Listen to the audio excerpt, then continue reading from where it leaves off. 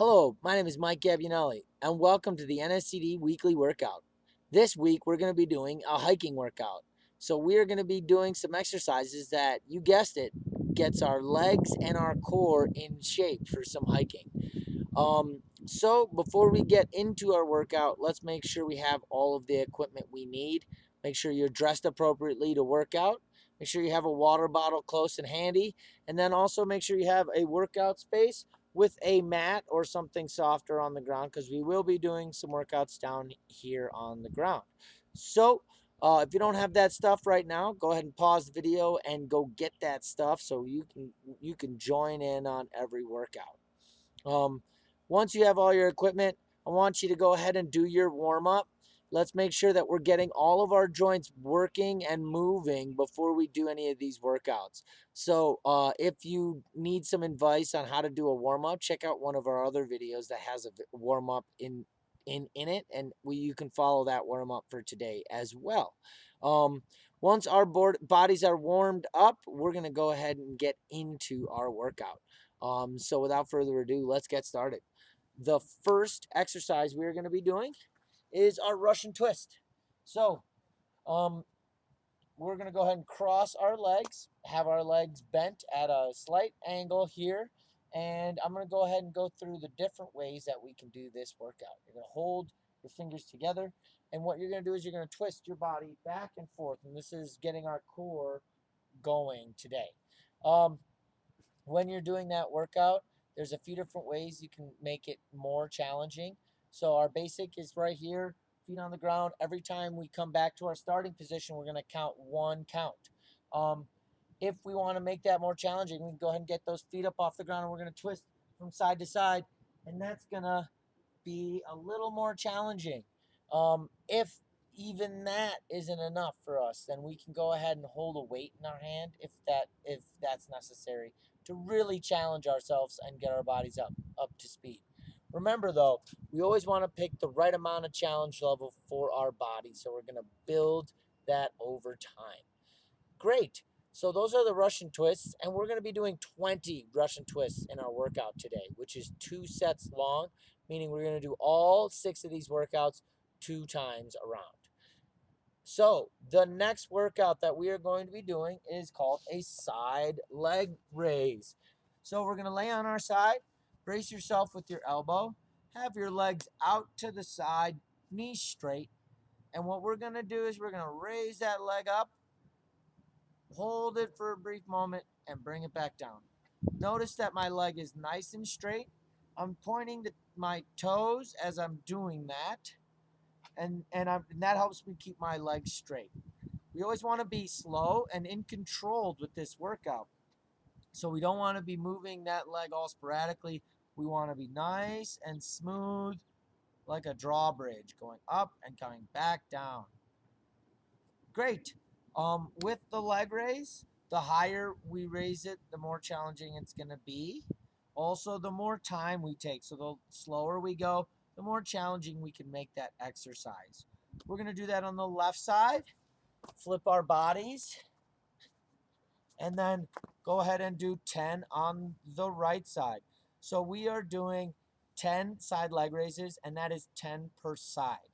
So, again, on my right leg, same thing as my left. Holding my body position, leg up, leg down, smooth and even motion. Great. Once you've done both legs, 10 on each side, then we are going to move on to our next exercise. And that is going to be what we call the flutter kick. So the flutter kick is going to be, again, on our backs. We're going to, I like to brace my tailbone here using my hands. I make a little cup so my tailbone isn't right on the ground. Again, that pad's really going to help protect your back. And what you're going to do for your flutter kicks is you're going to raise your legs up, and you're going to kick back and forth like you're swimming. Again, look, notice how I'm pointing my toes, my legs are straight, and I'm keeping my feet off the ground the entire time as I'm doing that exercise. What that's going to do is that's going to really get your quads and your abs going while you're doing this exercise. We're going to be doing 20 of this exercise, and so I want you to note every 2 kicks is a 1 count. So 1, 2, 3. With this exercise, the lower you keep your feet to the ground, the more challenging it's going to be. The higher you get those feet up off the ground, the easier it's going to be. So again, pick the right level of exercise for your ability. What you want to make sure of is that you're keeping those knees straight. You don't want to be bending your knees as you're doing this exercise. Great. Once you have done the flutter kicks, we are going to get into what we call leg raises. And there are a few different ways we can do these. And I'm going to go ahead and show you a few now. So the first way we can do this is we're going to stay in our flutter kick position. And we're going to hold our legs up. Instead of kicking them back and forth, we're just holding them there. Notice I'm not bobbing and weaving. I'm keeping them nice and steady. Again, the lower we keep these, the harder it's going to be. The higher we keep them, the easier that exercise is going to be. Whichever we choose, what's really important is making sure to keep that nice and steady and holding those legs as best you can. And then you're going to pick a time frame that is appropriate for you. So a 20-second leg raise, a 10-second leg raise, or a 5-second leg raise even. And then adjust your angle as well so that matches where your ability level is. If those leg raises can be challenging, we can also do a seated leg raise. So grab ourselves a seat, back or no back, that's fine. And what we're going to do is we're going to hold our legs out. So again, in your seat, sitting upright, you're going to hold your leg out. And you're going to hold it there. Really going to fire this quad on this exercise. A little less in the abs though, right? So a little less core. You can also do both at the same time. Again, you want to keep your legs nice and straight as you're doing that exercise. So I'm holding them straight, even, and we're going to pick a time frame that's appropriate, again, for our ability level. Great. So those are all the exercises we're going to be doing down on the ground. We do have a couple more that we are going to be doing in a standing position. So once we've gone through those exercises, we're going to get on up and we're going to do the standing exercises. So the first exercise we're going to be doing is called a lunge. So we've done these before, I'm sure, but let's go through them again.